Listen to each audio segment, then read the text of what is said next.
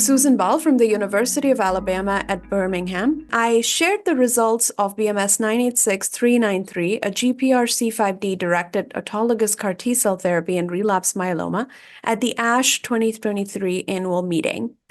So in myeloma, chimeric antigen receptor T cell therapies targeting B cell maturation antigen have shown remarkable efficacy. Unfortunately, patients continue to relapse and additional targets for therapy are needed. GPRC5D is emerging as a promising therapeutic target in myeloma. This is an orphan receptor that's expressed on the surface of multiple myeloma plasma cells with limited expression in other tissues, making it a rational target for therapy.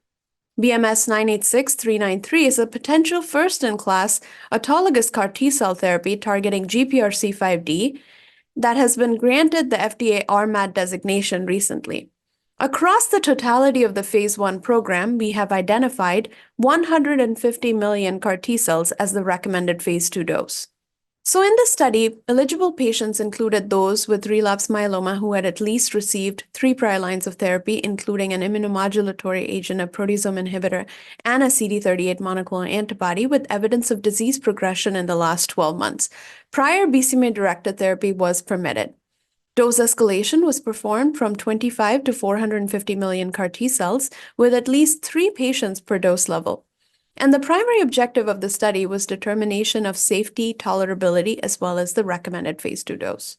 Patients in the study were heavily pretreated with a median of 5 prior lines of therapy.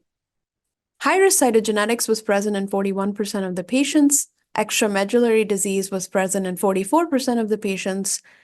And 46% of the patients had received prior BCMA-directed therapy, including 36% who received prior CAR T cells. 20% of the patients were BCMA refractory. Overall, the safety profile of this CAR T was consistent with others treated and tested in relapsed refractory multiple myeloma, and the primary toxicities were hematologic. Grade 3 or higher cytopenias recovered at a median time of 46 days. Cytokine release syndrome was seen in 76% of the subjects, with grade 3 or higher seen in 3.6% of the patients, including a single patient who experienced a grade 5 event at the highest dose level. At the recommended phase 2 dose, 89% of patients had cytokine release syndrome, with no patients having grade 3 or higher toxicity. Overall, at the RP2D, a third of the patients had infections, and high grade were seen in about 12% of the subjects. We saw transient on-target off-tumor toxicities affecting the hard keratinized tissue, where GPRC5D is present, and these were transient, low-grade, and recovered with a median duration of 25 days. ICANS-type neurotoxicity was infrequent, seen in about less than 10% of the subjects, with grade 3 or higher occurring in 2 subjects, and at the RP2D, we saw a single low-grade event. These ICANS neurotoxicity were reversible both with or without intervention. Non-ICANS neurotoxicity causing ataxia, dizziness, and dysarthria were seen in about 11% of the patients across the study, with about 3.6% of these being higher grade. So far, these appear to be dose-related and have shown signs of stability to some improvement with limited follow-up. Overall, we saw high response rates across the study. In the overall efficacy evaluable cohort of 73 patients, the response rate was 88%, with a complete response rate of 45%. At the recommended phase 2 dose, the overall response rate was 91%, with a complete response rate of 48%. Responses were uniformly high, both in patients treated with BCMA-directed therapy as well as those with traditional high-risk features such as high-risk cytogenetics, extramedullary disease, and patients with triple-class refractory disease. The median duration of follow-up is about 9 months, and with this follow-up, 67% of the responses are still ongoing.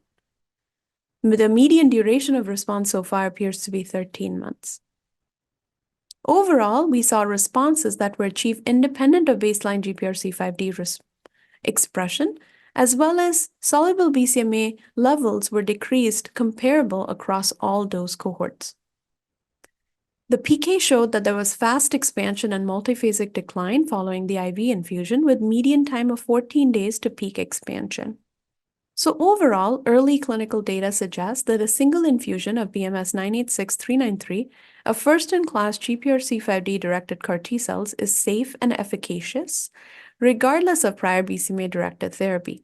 Subsequent investigation of this agent is currently planned in a phase 2 study in quadruple class exposed myeloma, as well as a phase 1 study wherein BMS 986393 is being combined with other agents in relapsed myeloma.